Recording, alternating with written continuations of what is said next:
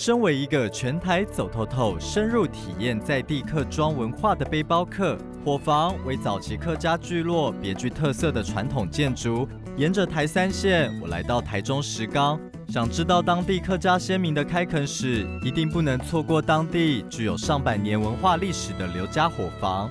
哇，刘大哥，虽然现在下雨啊，但是没有熄灭我的好客之旅。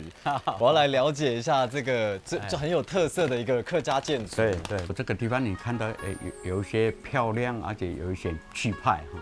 因为我们这个200多年的历史，很多的大陆专家学者就会慕名而来。那我也很喜欢说台湾的我们客家乡亲，尤其像你们背包客能够来这，能够了解一些客家文化。那在这边等于说是个最典型的。那我们在这边的客家符号呢，像这个2个字叫做什么呢？有的很多不了解，为什么做的那么圆圆的那么漂亮？这个叫做户对。户对是我们成语常用的那个门当户对的户对，所以现在这个就是门当吗？对，门当这个四方的就是文官，那武官的话它是圆的，所以这个叫做门当户对2个就接上了。有很多游客都不知道我们客家很特殊哈。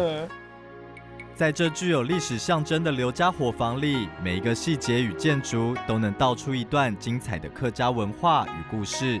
可惜在多年前的921大地震中，伙房遭受到严重的毁损。为了不让客家文化就此没落，便将伙房原地重建为当地的客家文化馆，并尽可能的保留最完整的历史文物。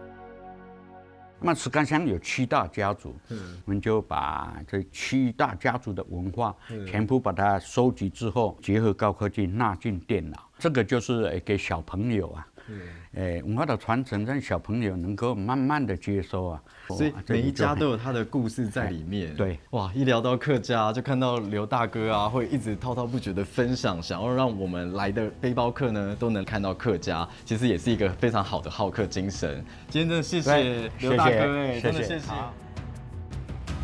刘大哥热心的跟我分享着近100年来刘家伙房与大埔历史文化的变迁。